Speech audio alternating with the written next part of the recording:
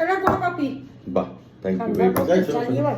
চালিয়ে মারি ঠান্ডার মধ্যে একটু স্বামী হিসেবে কফি চেয়েছিস? আচ্ছা কি একটা কথা বলো, হ্যাঁ মনে এলো, এখন তো বিয়ের সিজন চলছে, আমাদের নেমন্তন্ন আছে, তো একটা কথা বলো, আজগুবি না, জরুরি কথা।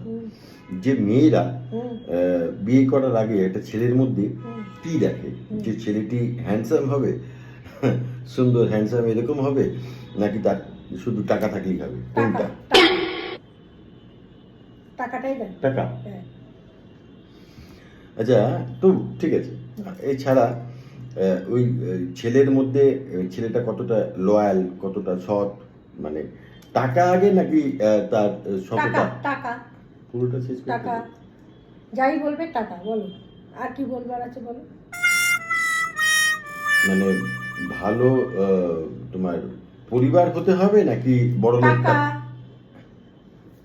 সবইতেই টাকা, সবেতেই টাকা টাকা টাকা টাকা টাকা টাকা টাকা। কথা বলো টাকা। এছাড়া একটা কথা বলো, টাকা ছাড়া তুমি টাকা। হ্যাঁ, এছাড়া বলছি যে আমার মধ্যে তাহলে কি দেখলে যে তুমি আমাকে বিয়ে করলে? তখন তো আমি অন্ধ ছিলাম, অন্ধ কিছু অল্প বয়সে জাদু টোনা ফোনা কিছু করেছো, কিছু বলে না টুকটাক জাদু টোনা ওসব কিছু করেছিলে, অন্ধ হয়ে গেছিলাম। তা না হলে কি আর তোমায় বিয়ে করি? তোমাকে বিয়ে করার পরেই তো বুঝলাম যে টাকার প্রয়োজনীয়তাটা কতটা। বাবারা বলে তো বুঝিনি, তাই না? তোমার মতো এই ভিখিরিকে বিয়ে করে না আমি বুঝতে পারলাম যে টাকার প্রয়োজনীয়তাটা কতটা। আমি যদি একটা টাকাওয়ালা লোকের ঘরে চলে যেতাম বিয়ে করে, তাহলে কি আমার আজকে এরকম পস্তাতে হতো জীবনটা? যত সব আবার জিজ্ঞাসা করে আমাকে কেন বিয়ে করলে, বোঝে না কিছুই।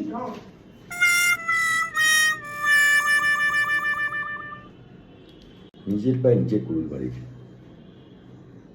ভাবলাম বোধহয় ভালো কিছু বলবে, যে তোমার সততা দেখে বিয়ে করেছি, তোমার হ্যান্ডসাম তুমি, তাই জন্য বিয়ে করেছি, টল ডার্ক হ্যান্ডসাম। এসব তো কিছু বললো না, নিজের পায়ে নিজে কুড়ুল। এসব অবান্তর প্রশ্ন বউকে করে কোনো লাভ নেই।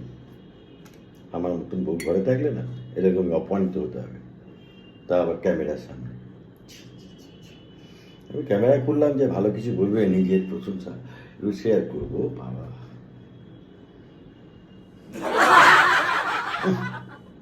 ঠান্ডা, বাইরে ঠান্ডা, কফিও ঠান্ডা, জীবনটাই আমার ঠান্ডা হয়ে গেল, নষ্ট হয়ে গেল। ছি ছি ছি ছি, ভগবান তুলে নে মা, তুলে নে।